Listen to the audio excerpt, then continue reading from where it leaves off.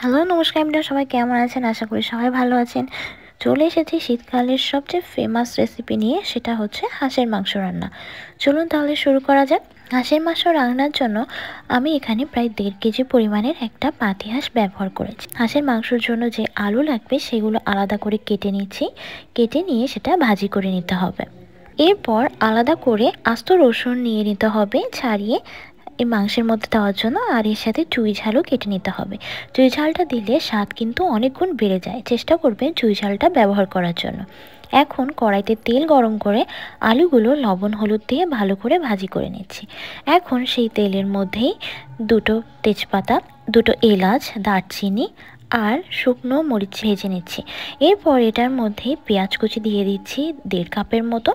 এরপর 1/2 কাপ পরিমাণ আদা রসুন বাটা অ্যাড করে দিচ্ছি, আর এর সাথে 1/4 চা চামচ শুকনো মরিচের গুঁড়া বা শুকনো মরিচ বাটা অ্যাড করে দিচ্ছি।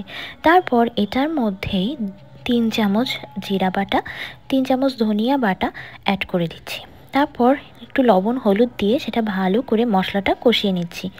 এখন আমি আগে থেকেই মাংসটা ভালো করে ধুয়ে জল ঝরিয়ে রেখেছিলাম। দেখুন মশলা থেকে তেল ছেড়ে আসলে এরকমই দেখাবে। এখন মাংসটা আমি মশলাতে অ্যাড করে দিচ্ছি। অ্যাড করে দিয়ে সেটা ভালো করে মশলার সাথে মিক্স করে নিচ্ছি। মিক্স করার পর এটা লো ফ্লেমে কিছুক্ষণ রান্না করতে দিব। এরপর প্রেসার কুকারে তুলে দিব। প্রেসার কুকারে তুলে দিলে মাংসটা দ্রুত সিদ্ধ হয়ে যাবে। এখন পরিমাণ মতো লবণ অ্যাড করে দিচ্ছি। মাংসটা মশলার সাথে ভালো করে কষিয়ে নিয়ে এখন প্রেসার কুকারে দিয়ে দিচ্ছি। প্রেসার কুকারে দিয়ে কিছুক্ষণ জাল দেওয়ার পর এটার মধ্যে আলু দিয়ে দিচ্ছি। মাংস দেওয়ার পর 3 থেকে 4টা সিটি দিলেই মাংসটা একেবারে গলে যাবে। দেখুন এখানে কি সুন্দরভাবে রান্না হয়ে গেছে, আর এখানে মাংসগুলোও কিন্তু একেবারে নরম হয়ে গেছে। এখন এটা পারফেক্টলি রেডি সার্ভ করার জন্য। ভিডিওটা ভালো লাগলে অবশ্যই লাইক করে দিবেন, কমেন্ট করে জানাবেন, আর পরবর্তী ভিডিও দেখার জন্য আমার চ্যানেলটি সাবস্ক্রাইব করে বেল আইকনটি প্রেস করে দিবেন।